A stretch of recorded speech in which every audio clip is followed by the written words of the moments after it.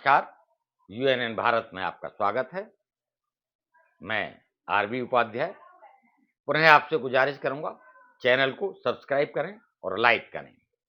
आज हम बात करेंगे भारत जोड़ो यात्रा। भारत जोड़ो यात्रा जिस तरह से आगे बढ़ रही है, उसी क्रम में बीजेपी की धड़कनें भी बढ़ती चली जा रही है। अगर हम भारत के परिदृश्य में देखें 2014, 2019, 2014 में बीजेपी मोदी जी छाए हुए थे। जहां मोदी जी भाषण देते थे, जनता गदगद हो जाती थी। ये बात अलग है। जो सपने दिखाए गए थे, जो सपने जनता को परोसे गए, जो सपने बेचे गए, आज वही सपने कटघरे में खड़े हैं। माननीय अमित शाह जी केजरीवाल को सपनों का सौदागर बोलते हैं। मीडिया में बहुत चर्चा हुई कि केजरीवाल सपनों के सौदागर हैं, सपने बेचते हैं। हम सब जानते हैं राजनीति और राजनीति में सपने, जो जितने बड़े सपने दिखाता है उतना ही आगे निकल जाता है। जनता देखती रहती है, उस सपने में खो जाती है जनता, उन सपनों पर वोट करती है जनता। माननीय प्रधानमंत्री जी ने भी 2014 से पहले के आप भाषण देख लीजिए, जनसभा में जो भाषण दिए गए, जो सपने दिखाए गए, काला धन वापस आएगा, 15-15 लाख तो यूं ही मिल जाएंगे, घर बैठे बैठाए मिल जाएंगे, कुछ नहीं करना पड़ेगा, सिर्फ काला धन विदेशों से हम वापस लाएंगे और वो पैसा गरीबों का है, जनता का है, और गरीबों और जनता में बंट जाएगा। जनता तालियां बजाती थी। अब तो 15-15 लाख रुपए मिल ही जाएंगे, लेकिन हुआ क्या? न काला धन आया और न 15-15 लाख रुपए मिल पाए। सपना टूटा। एक सपना नहीं, बहुत सारे सपने, जिनका असर जनता में दिखा, लेकिन वो सपने चूर चूर धराशायी हो गए। चाहे वो 2022 में हर एक को छत देने का, मकान देने का वायदा हो, चाहे 2022 तक किसान की आमदनी दुगुना करने का वायदा हो। क्या था? ये सब सपने थे और सपनों से हम उम्मीद लगाकर कहीं ना कहीं वोट करते रहे। आज माननीय अमित शाह केजरीवाल जी जो गुजरात में अपनी उपस्थिति दर्ज करा रहे हैं, बहुत सारे वीडियो वायरल हो रहे हैं सोशल मीडिया पर, आम आदमी पार्टी केजरीवाल छाए हुए हैं। ऐसे में बीजेपी कहीं ना कहीं अपना स्पेस छिनता हुआ देख रही है। गुजरात और गुजरात मॉडल जिस तरीके से पूरे देश में फेमस हुआ था, अगर वहीं गुजरात में कोई दूसरी पॉलिटिकल पार्टी सेंध लगा देती है या जनता के बीच में अपनी पैठ बनाती है, स्वाभाविक चिंतित होना स्वाभाविक है। वही मेरी समझ में नहीं आया कि भारत जोड़ो यात्रा का जो रूट बना वो गुजरात से होकर क्यों नहीं बनाया गया। गुजरात और हिमाचल में इलेक्शन है और दोनों ही स्टेट से भारत जोड़ो यात्रा नहीं निकल रही।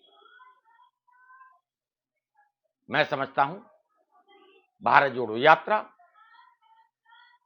अगर गुजरात से और हिमाचल से निकलती, पॉजिटिव प्रभाव दोनों प्रदेशों में देखने को मिलता। लेकिन जो बुद्धिजीवी वर्ग है, जो पार्टी का थिंक टैंक है, क्या सोच समझकर उन्होंने इस तरह का फैसला लिया। शायद मैं समझता हूं उन्हें यह डर था, अगर गुजरात और हिमाचल में हार गए तो उसका ठीकरा कहीं न कहीं इस यात्रा के ऊपर फूटेगा और यात्रा निरर्थक हो जाएगी, जबकि ऐसा होता नहीं। इतिहास गवाह है, हेलीकॉप्टर से चुनावी सभा के लिए निकल जाना, प्लेन में बैठकर आप कहीं से कहीं चले जाएं और भाषण दें, उससे जनता से नहीं जुड़ाव होता। पैदल यात्राओं का एक बहुत लंबा इतिहास रहा है। 1983 में मानीचंद शेखर जी द्वारा यात्रा की गई थी।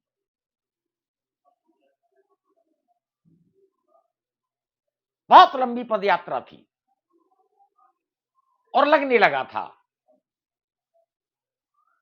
उनकी जो पर्सनल इमेज थी वो बनी थी और पद यात्रा में जो स्नेह और प्यार उनको मिला था, उसके परिणाम दिखने लगे थे कि प्रधानमंत्री पद के दावेदार हैं और वो प्रधानमंत्री बने भी। जनता से कनेक्ट, जनता से संवाद, मैं देख रहा हूं भारत जोड़ो यात्रा में बहुत सारे सोशल मीडिया पर इंफॉर्मेशन आ रही हैं, जिस तरीके से जनता जुड़ रही है, जनता इंतजार कर रही है।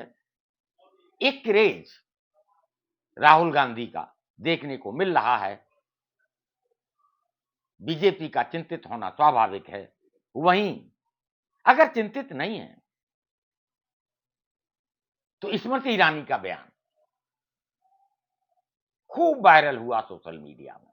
हमने भी पीछे उसका जिक्र किया था कि विवेकानंद को नमन तो कर लिया होता, उन्हें यह नहीं पता कि भारत जोड़ो यात्रा राहुल गांधी निकलने से पहले विवेकानंद को परिक्रमा की और नमन किया था। बड़ी फजीयत हुई, लेकिन क्या फर्क पड़ता है। तीर तो निकल चुका है और जब तीर निकल जाता है तो वापस नहीं आता है। शब्द जिस ढंग से स्मृति ईरानी ने बोला, जो तंज कसा, काबिले तारीफ था और बोलने में मैं समझता हूं उनका कोई सानी नहीं है। और चाहे वो सिल्ली सोल वाला मामला ही देख लीजिए, भरी संसद में पल्ला झाड़ दिया, हमारा कोई लेना देना उससे नहीं है, मेरी बेटी का कोई लेना देना नहीं है, हमारा कोई संबंध नहीं है। गोवा का प्रकरण आप सबको याद होगा, लेकिन आरटीआई में खुलासा हुआ कि जो लाइसेंस इशू हुआ वो उनके पति, अब कैसे नकारा जा सकता है। आरटीआई का जो जवाब है उसको नकारा नहीं जा सकता, वो एक डॉक्यूमेंट्री एविडेंस है।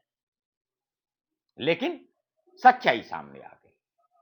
बहुत सारी तरीके से हमले करने की कोशिश इस भारत जोड़ो यात्रा पर मैं देख रहा हूं। रामलीला मैदान से शुरू हो गई थी, जब आटा किलो वाली बात आई थी, झूठ साबित हुआ, बाद में करेक्ट किया था राहुल गांधी ने। तो जो मीडिया सेल है कांग्रेस का बखूबी जवाब दे रहा है। जब भी प्रश्न उठता है उसके जवाब में बहुत सारे वीडियो फटाफट कांग्रेस के आईटी सेल द्वारा दिए जा रहे हैं और जैसे जैसे यात्रा बढ़ रही है वैसे वैसे घबराहट भी सत्ताधारी दल की बढ़ती चली जा रही है और बढ़ेगी। आप देखिए पूरे देश के परिदृश्य में देखिए, बंगाल में नीतीश कुमार, गठबंधन की सरकार, उसके बाद बंगाल ममता बनर्जी। पिछले समय अभी बड़ा जबरदस्त प्रदर्शन बीजेपी ने किया, मीडिया में पूरा स्पेस मिला।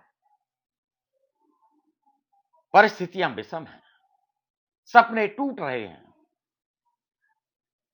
ऐसे में राजनीति क्या करवट लेगी कहा नहीं जा सकता।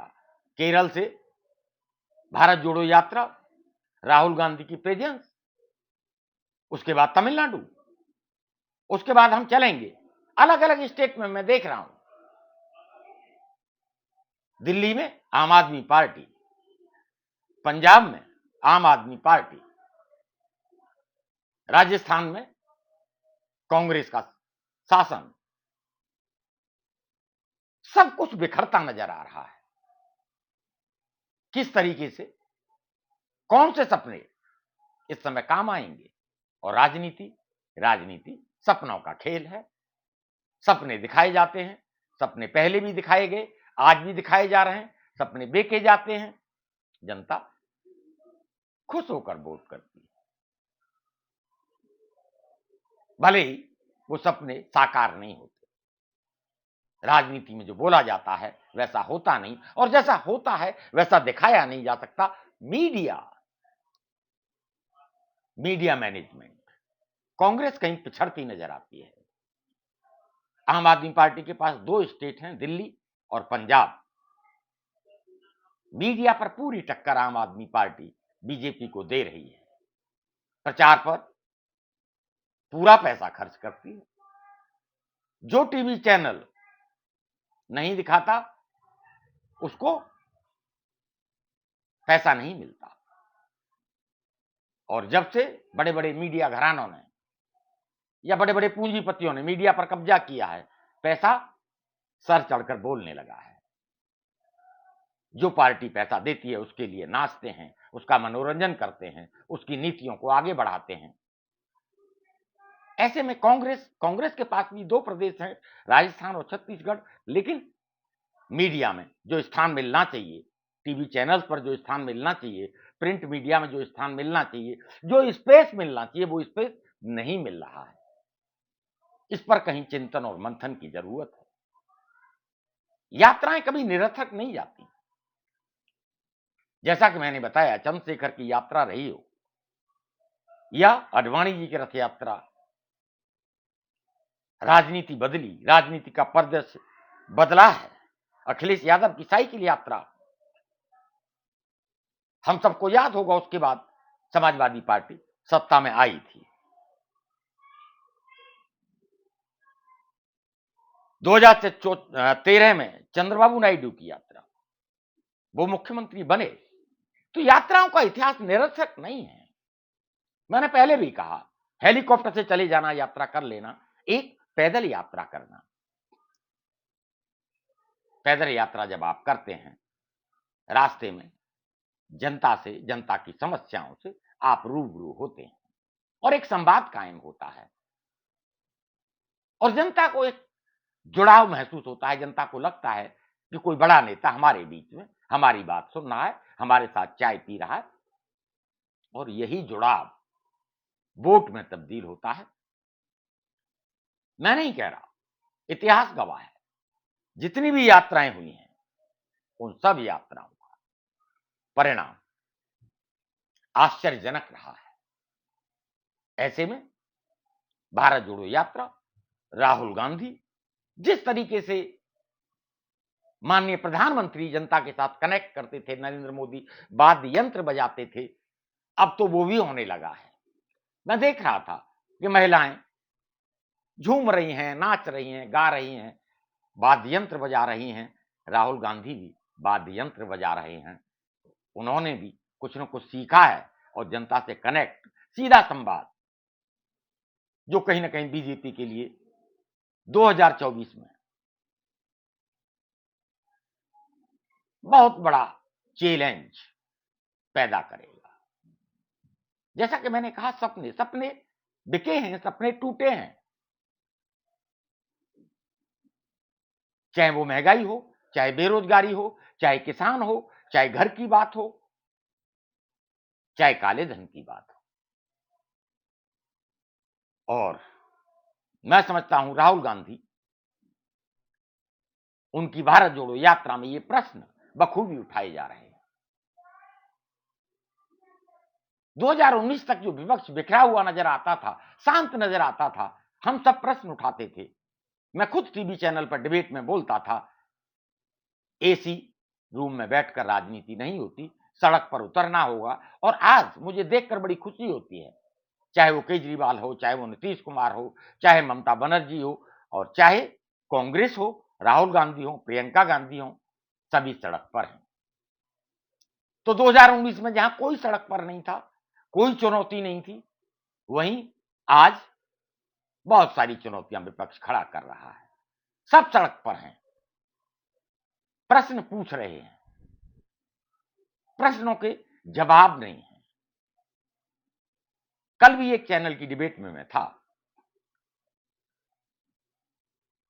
तो पार्टी प्रवक्ता परिवार, राहुल गांधी, प्रियंका गांधी, नेहरू, यानी गांधी चालीसा पढ़ते हैं। और मैंने कहा, ये गांधी चालीसा पढ़ना बंद करिए, जनता के मुद्दों की, जनता की समस्याओं की बात करिए, और उनके उत्तर जनता जानना चाहती है। तो प्रश्न बहुत सारे हैं, लेकिन उत्तर नहीं है। ऐसे में ऊंट किस करवट बैठेगा 2024 में, यह फैसला जनता लेगी। लेकिन जो मीडिया, जो टीवी चैनल, जो अखबार जिन मुद्दों पर चर्चा नहीं कर रहे थे, उन सब मुद्दों की चर्चा आज जनता के बीच सड़क पर हो रही है। और जब चर्चा सड़क पर होगी तो बात बहुत दूर तक जाएगी। ऐसे में गुजरात का चुनाव, हिमाचल प्रदेश का चुनाव, गुजरात अहम मोड़ पर है। जो खबरें आ रही हैं,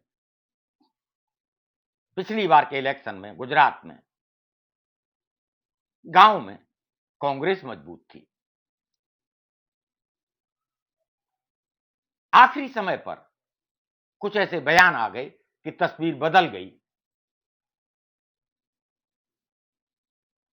अब पुनः गुजरात में चुनाव होने हैं।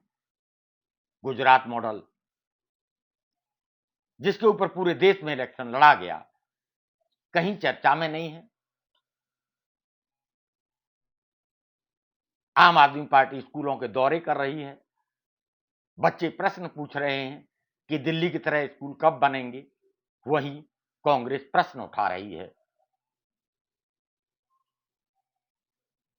इतने सारे प्रश्न इससे पहले 2019 में नहीं उठ रहे थे, विपक्ष सड़क पर नहीं था। आज बहुत ज्यादा समय 2024 के इलेक्शन में बचा नहीं है। जिस तरीके से घमासान मचा हुआ है और विपक्ष सड़क पर और खड़े होकर प्रश्न पूछ रहा है, वीडियो वायरल हो रहे हैं, टीवी चैनल ना दिखाएं, अखबार बिल्कुल जगह न दे, कोई फर्क नहीं पड़ता है। यथार्थ को झुटलाया नहीं जा सकता। सच आज नहीं कल अपना असर दिखाता है। पद यात्राएं भी अपनी छाप छोड़ती हैं, इसे नकारा नहीं जा सकता। जैसे कि मैंने उदाहरण दिए, बहुत लंबी लिस्ट है पद यात्राओं की, संत विनोबा भावे से लेकर दूसरे संतों की, राजनीतिक लोगों की। परिणाम हमेशा हर यात्रा का सुखद रहा है। भारत जोड़ो यात्रा का जो परिणाम है, अभी उत्तर इतिहास भविष्य के गर्त में है। इतिहास गवाह है। भविष्य में राजनीति क्या करवट लेगी। कुछ समय बाद कुछ राज्यों के इलेक्शन होने वाले हैं, वो भविष्य तय करेंगे राजनीति का। लेकिन भारत जोड़ो यात्रा जिस तरीके से आगे बढ़ रही है, जिस तरीके से जनता जुड़ रही है, मतलब साफ है कि जनता में बेचैनी है। जो प्रश्न थे वो प्रश्न सामने आ रहे हैं।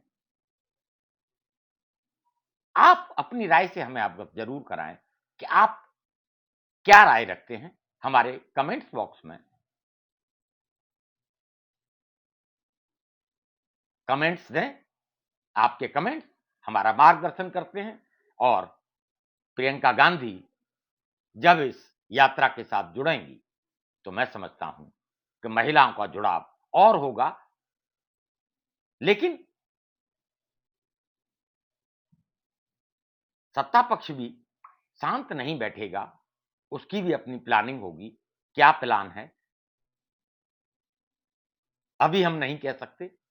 जैसा कि मैंने जिक्र किया कि पिछले विधानसभा चुनाव में परिदृश्य बदल गया था। दिख रहा था कांग्रेस सत्ता में आ रही है, लेकिन आखिरी वक्त पर कुछ बयानों ने पूरी तस्वीर बदल दी। 2024 का भविष्य क्या होगा, आप अपनी राय हमें कमेंट बॉक्स में जरूर दें। चैनल को सब्सक्राइब करें, लाइक करें और शेयर करें। हम इसी तरीके की विश्लेषण आपके समक्ष प्रस्तुत करते रहेंगे।